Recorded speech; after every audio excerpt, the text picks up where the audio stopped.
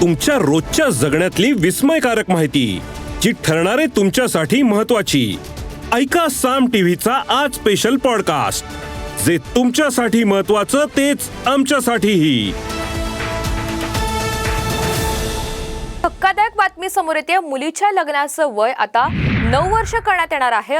तसं संसदेमध्ये विधेयक सुद्धा मांडण्यात आलंय आणि त्याचमुळे लवकरच हा कायदा होणार असून मुलींच्या लग्नाचं वय 18 वरून थेट 9 इतकं होणार आहे. नेमकं हे कुठे झालंय आणि का करण्यात आलंय या संदर्भातला विशेष रिपोर्ट पाहूया. मुलींच्या लग्नाचं वय कमी होणार.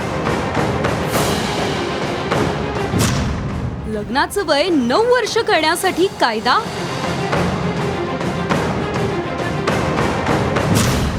मुस्लिम मुलींच्या लग्नाचं वय कमी करणार. सध्या भारतात मुलींचं लग्नासाठी वय 18 वर्ष बंधनकारक आहे.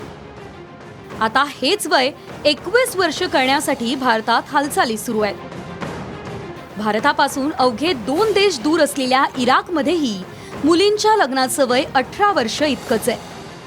मात्र आता इराकमध्ये मुलींच्या लग्नाच्या वयाबाबत धक्कादायक कायदा करण्यात येणार आहे. आता हेच वय 18 वर्षांवरून 9 वर्षांवर आणण्याच्या तयारीत इराक सरकार आहे. या संदर्भातलं विधेयक इराकच्या संसदेत मांडण्यात आलंय. या विधेयकामुळे जगभरात मोठी चिंता व्यक्त होऊ लागली आहे. अनेक देश आणि विचारवंतांकडून या विधेयकाला विरोध होऊ लागलाय. कारण या निर्णयामुळे तरुण मुलींच्या शिक्षणावर निर्बंध येतील. मुलींच्या आरोग्यावरही परिणाम होणार आहे. बालविवाहांमुळे मुलींना शाळा सोडावी लागेल. अकाली गर्भधारणा आणि घरगुती हिंसाचार वाढण्याची भीती आहे. इराकमध्ये जर या संदर्भात विधेयक मांडल्या जात असेल आणि अशा पद्धतीचा कायदा केला जात असेल तर ते अत्यंत बेशर्म, लज्जास्पद आणि निषेधार्ह अशा पद्धतीची घटना ठरणार आहे. असं होऊ नये आणि या बाबतीमध्ये संयुक्त राष्ट्र संघटनेसारख्या संघटनांनी सुद्धा, आंतरराष्ट्रीय संघटनांनी सुद्धा लक्ष घालायला पाहिजे. कारण हा शेवटी मानवी हक्काचा मुद्दा आहे. इराकच्या या निर्णयामुळे मानवाधिकार संघटनांनी मोठी चिंता व्यक्त केली आहे. मात्र भारताशेजारील इतर मुस्लिम बहुल देशात मुलींच्या लग्नाचं वय काय आहे तेही आपण बघूयात. भारतात 18 वर्ष हे वय आहे. बांगलादेशातही 18 वर्ष. पाकिस्तानमध्ये 16 वर्ष आहे. अफगाणिस्तानमध्ये मुलींच्या लग्नाचं वय 16 वर्ष आहे. तर इराणमध्ये 13 वर्ष.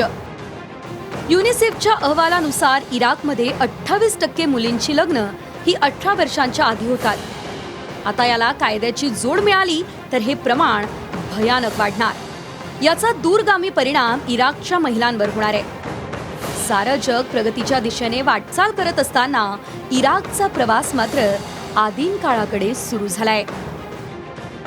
ब्युरो रिपोर्ट, साम टीव्ही न्यूज.